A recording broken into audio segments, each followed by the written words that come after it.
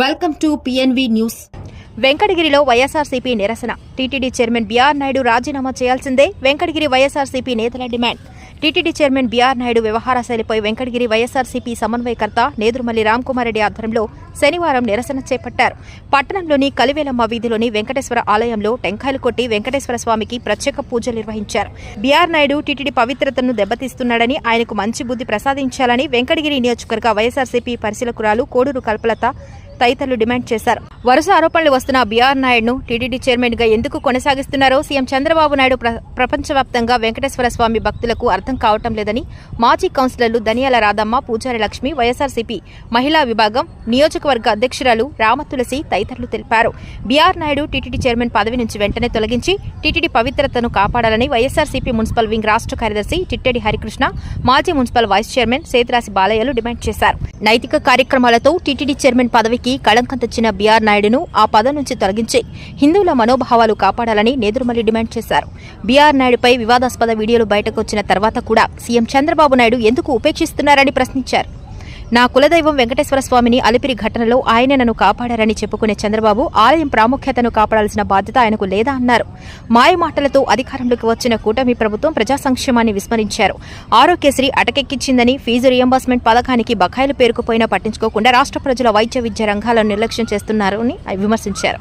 Port, airport, జాతీయ రహదారులు, అభివృద్ధి చెందిన మచిలీపట్నం, విజయవాడ, గుంటూరులను కలుపుతూ గ్రోత్ క్యారిడార్గా గుర్తించి మీకు ఇష్టమైన పేరు పెట్టి రాజధానిని అభివృద్ధి చేయమంటే కూటమి నాయకులకు నచ్చడం లేదని విమర్శించారు.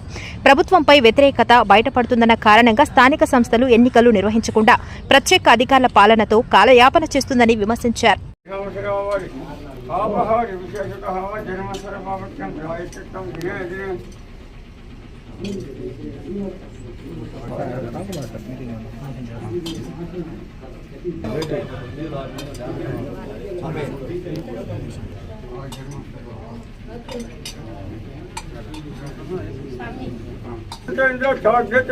ధారాయతం ధ్రువం ధ్రువం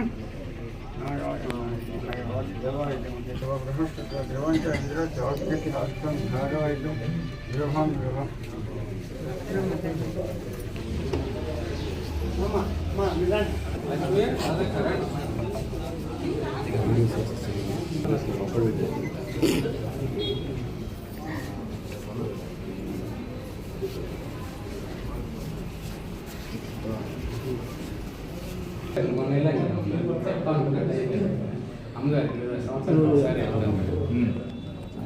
ఉదయం సాయంకాలం పోయేటప్పుడు కలగా అమ్మగారికి మా వచ్చేటప్పుడు మౌనంగా ఆమె వచ్చి అక్కడే వెళ్తారు. అదే చెట్లు వేస్తుంది కళ్యాణం. అదే ఈ పేరుతోనే కలిమిడిగా ఉంది. ఆమె శాంతారమ్మ, పేరుకి శాంతారమ్మ, కానీ ఒకరు ఉంటారు.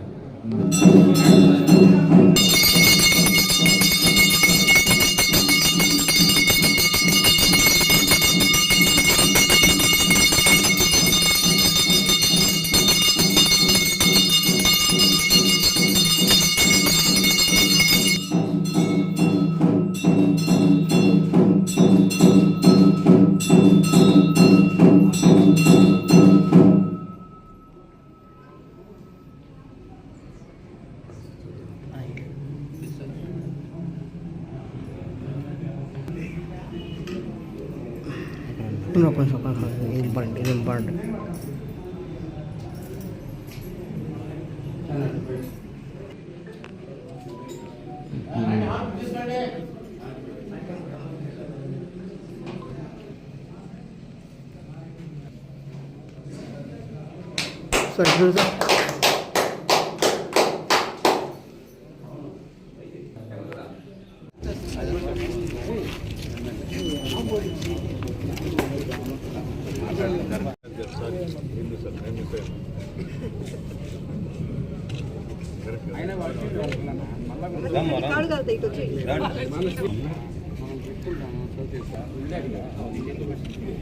సార్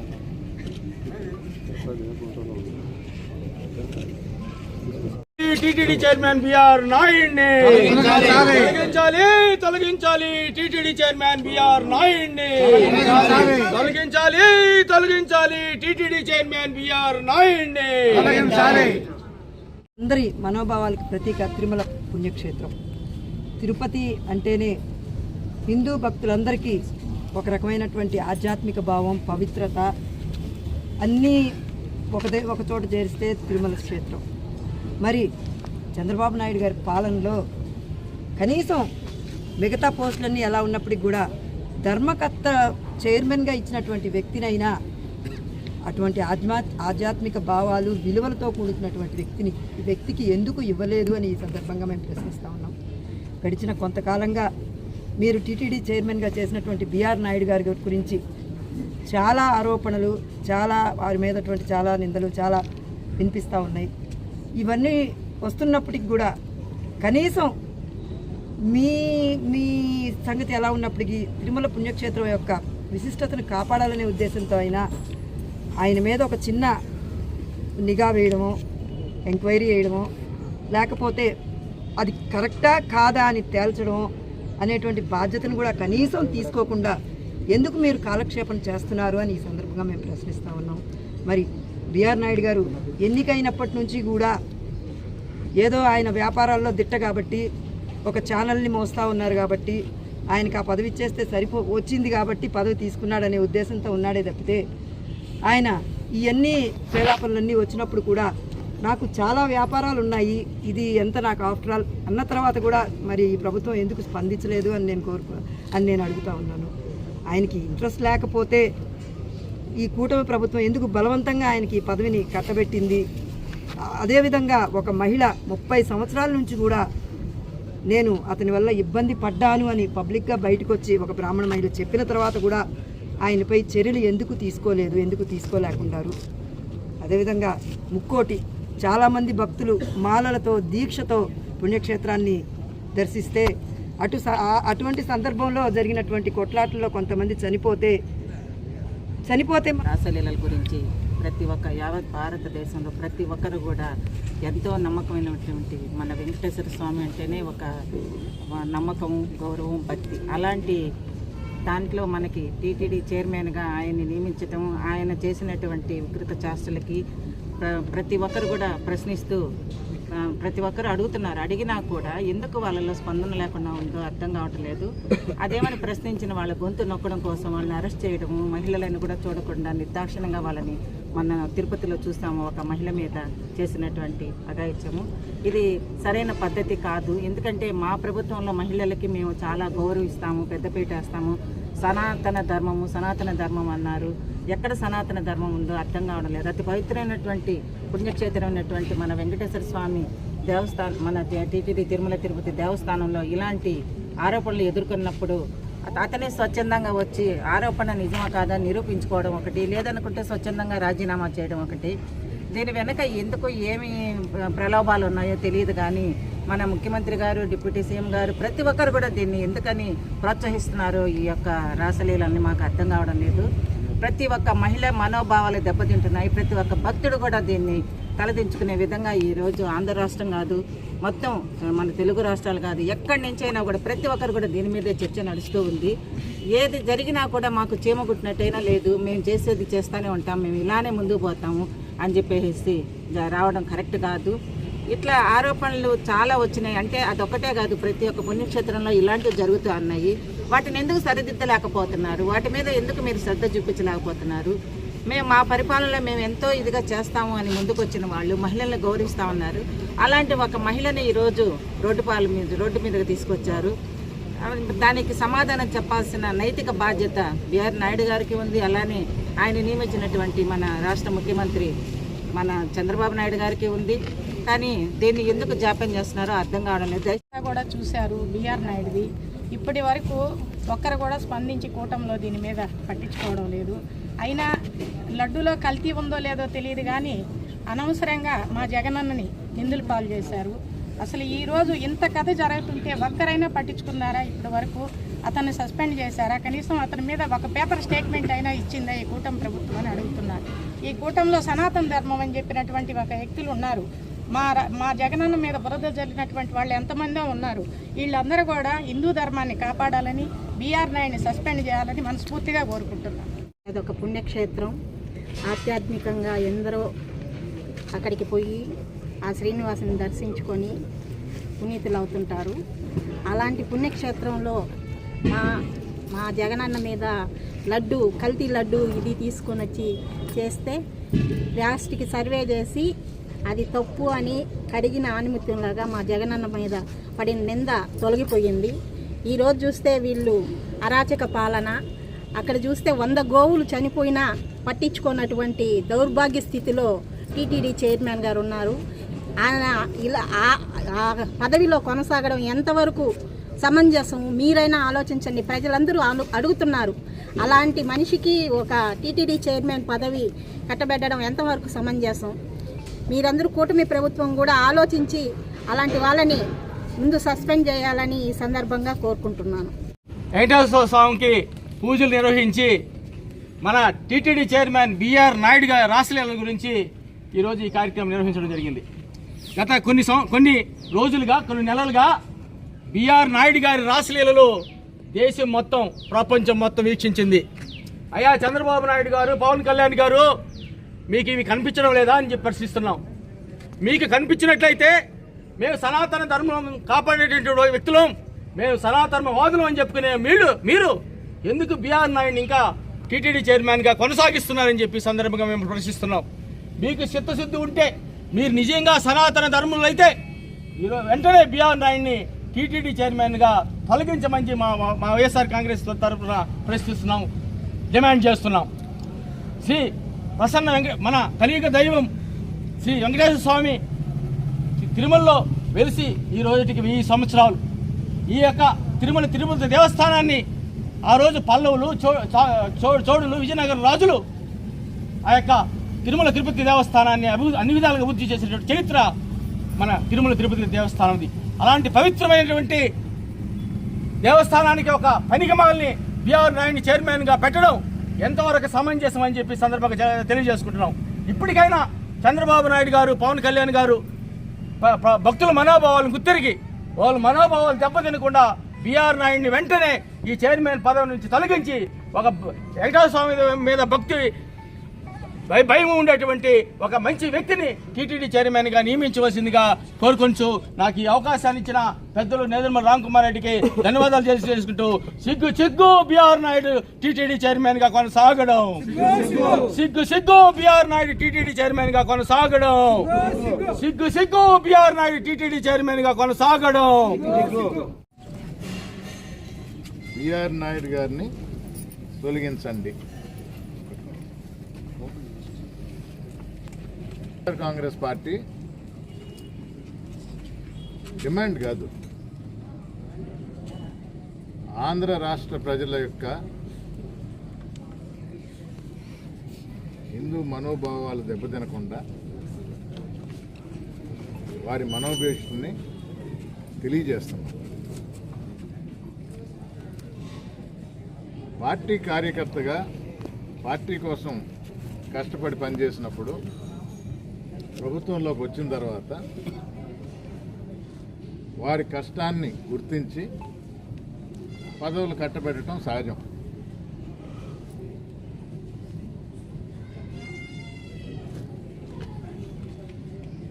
పచ్చ మీడియా అనే ముద్రపడ్డ దానిలో టీవీ5 కూడా ఒకటి. కార్యకర్తగానే పనిచేశారు, న్యూట్రల్గా లేరు. మొదటి నుంచి చెప్పే వాటే ఇది, న్యూట్రల్గా లేరు. అందుకనే ప్రభుత్వం వచ్చిన తర్వాత పార్టీకి పడ్డ కష్టం గుర్తించి చంద్రబాబు నాయుడు గారు టీటీడీ చైర్మన్ పదవి అప్పచెప్పాడు. సో తెలుగుదేశం కార్యకర్తే కదా ఆయన. వైఎస్ఆర్ కాంగ్రెస్ ప్రభుత్వంలో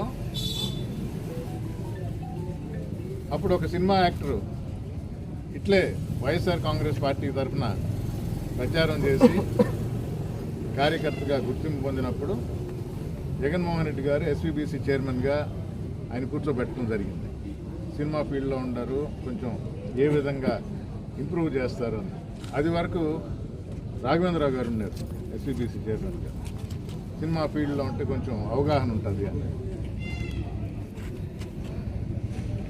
ఆ పదవిలో ఉన్నప్పుడు ఆ చైర్మన్ పదవిలో ఉన్నప్పుడు తప్పు చేశాడు అని బయటికి రాగానే అప్పటి ముఖ్యమంత్రి జగన్మోహన్ రెడ్డి గారు ఏం చేశారు? వెంటనే తొలగించేశారు, పార్టీ నుంచి సస్పెండ్ చేశారు. ఆయన స్థానంలోనే మన వెంకటగిరి రాజా గారిని, సాయికృష్ణ యాచంద్ర గారిని పెట్టారు.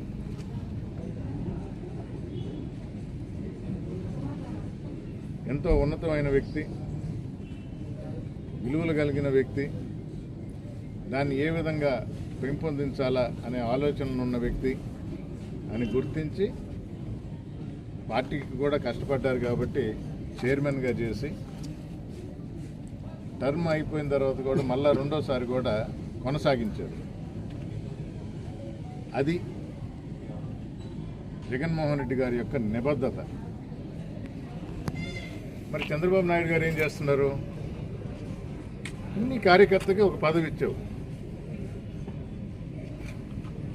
తప్పులు జరుగుతూ ఉంటాయి, కానీ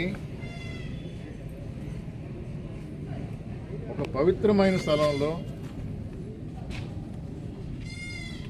టీటీడీ చైర్మన్గా ఉన్న వ్యక్తి మీద నిజాలు వీడియో రూపంలో వచ్చినప్పుడు దానికి అనుగుణంగా యాక్షన్ తీసుకోవాల్సిన అవసరం ఆ పదవి ఇచ్చిన ముఖ్యమంత్రి మీద ఉంటుంది. చంద్రబాబు నాయుడు ఒక మాట అలా, అదే అందరు చెప్పినట్టు పక్కనే కూర్చోబెట్టుకొని ప్రోగ్రాంలు అటెండ్ అవుతుంటారు. ఎలాంటి సందేశం ఇస్తున్నారు మీరు? ఒక పక్క వెంకటేశ్వర స్వామి మా ఇంటి దైవం, మా కులదైవం, అలిపేరులో బాంబ్ బ్లాస్ట్ అయినా కూడా నన్ను కాపాడాడు అంటారు. ఇది ఏదో తమాషైన విషయం కాదు, చాలా సీరియస్గా తీసుకోవాలా. మీ కార్యకర్త అనేది మీరే ముద్ర వేశారు. మేము మొదటి నుంచి చెప్తున్నాం, ఈ పచ్చ పత్రికలా అంటున్నాం, పచ్చ మీడియా అంటున్నాం. మీరు దానికి స్టాంప్ వేసి అవును TV5 బిఆర్ నాయుడు గారు మా కార్యకర్త అని మీరు నిరూపించారు. అందుకనే ఆయనకి టీటీడీ పదవి అప్పచెప్పారు.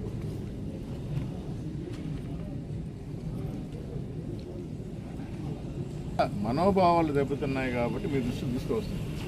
ఈ కార్యకర్త మాకేం సంబంధం కాదు. ఇది మీరు గుర్తించాల్సిన అవసరం ఉంది. అంటే ఏదైనా నేను ఏవైనా మాటిస్తాను, మాయ మాటలు చెప్తాను, ఆంధ్ర రాష్ట్ర ప్రజలను మోసం చేస్తాను. నిన్న నుంచి ఆరోగ్యశ్రీ ఆగిపోయింది.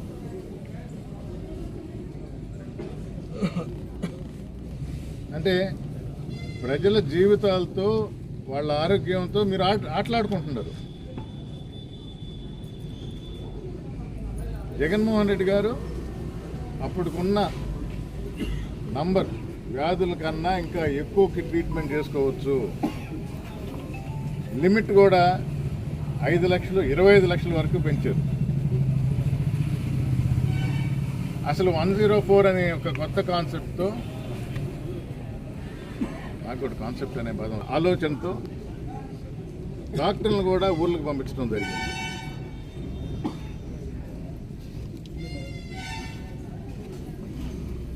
హాస్పిటల్స్ మెరుగుపరిచారు,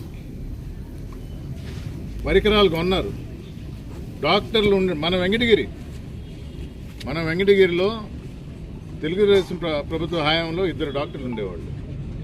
అదే వైఎస్ఆర్ కాంగ్రెస్ పార్టీ వచ్చినప్పుడు 7 మంది డాక్టర్లు ఉండేవాళ్ళు. ఇప్పుడు ఎంతమంది ఉన్నారు? మళ్ళా 2 3 2. ప్రజలు చూస్తూ ఉంటారు. ఆరోగ్యశ్రీ ఎత్తేసావు, మరి ప్రజల ఆరోగ్యం ఎవరు చూస్తారు? ఎవరు పట్టించుకుంటారు?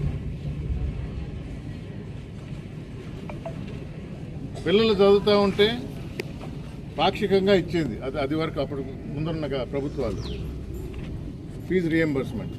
జగన్మోహన్ రెడ్డి గారు వచ్చి ఫుల్ రియంబర్స్మెంట్ అన్నారు. ప్రతి 3 నెలలకి టెన్షన్గా తల్లి అకౌంట్లో వేయటం మొదలుపెట్టారు. కాలేజీలకు కాదు. ఈ ప్రభుత్వం వచ్చిన తర్వాత ఏం చేసింది? మేము తెల్ల అకౌంట్లో ఏమో కాలేజీలకు ఇస్తాము. ఎందుకు? ఎగ్గొట్టం మొదలుపెట్టు. 6 త్రైమాసికాలు, 6 క్వార్టర్లు అంటే దగ్గర దగ్గర 4,500 కోట్ల బకాయిలు ఈ ప్రభుత్వం చేసింది. పాత బకాయి ఉంది. తెలుగుదేశం అప్పుడు పోతా జగన్మోహన్ రెడ్డి గారికి 2,100 కోట్ల అప్పు మిగిల్చి పెడితే, అంటే అది కంటిన్యూస్ ప్రాసెస్ కాబట్టి దాన్ని కావాలని చేసింది కాదు. కానీ జగన్మోహన్ రెడ్డి దాన్ని తీర్చారు, ఈ రీయింబర్స్మెంట్ కింద ఇచ్చారు. అదే ఇప్పుడు 2,800 కోట్లు. అది నాకు సంబంధం లేదు, మా విద్యాశాఖ మంత్రి లోకేష్ గారు అంటారు అది గత ప్రభుత్వం ఉంది అని. ఆంధ్ర రాష్ట్రం మీ సొంతం కాదు, ఎవరు సొంతం కాదు. 5 సంవత్సరాలకు ఒకసారి ఎలక్షన్ జరిగినప్పుడు ప్రజలు నిర్ణయిస్తారు మాకు మంచి ఎవరు చేస్తారు. కొన్నిసార్లు మోసపోతారు. మరి చంద్రబాబు నాయుడు గారి మాటలకైతే ప్రతిసారి మోసపోతారు. తర్వాత తప్పు తెలుసుకుంటారు. తెలుసుకొనే ఇప్పుడు ఎంత కసిగా ఉండారంటే, మొన్న మా మున్సిపల్ కౌన్సిలర్ టర్మ్ అయిపోయింది. ఇక్కడే కాదు, రాష్ట్రంలో కార్పొరేషన్లో కానీ మున్సిపాలిటీస్లో కానీ ఎలక్షన్ పెట్టే ధైర్యం లేదు చంద్రబాబు నాయుడు గారికి. మొన్నటితో సర్పంచులది అయింది, మళ్ళా స్పెషల్ ఆఫీసర్లు. ఎలక్షన్ పెట్టే ధైర్యం లేదు ఈ కూటమి ప్రభుత్వానికి. మళ్ళా గొప్పలు చెప్పుకుంటారు, మేము ఇది చేస్తున్నాం, మేము అది చేస్తున్నాం. అమరావతిని ఇంచు కూడా కదిలించలేము. అమరావతి రైతులు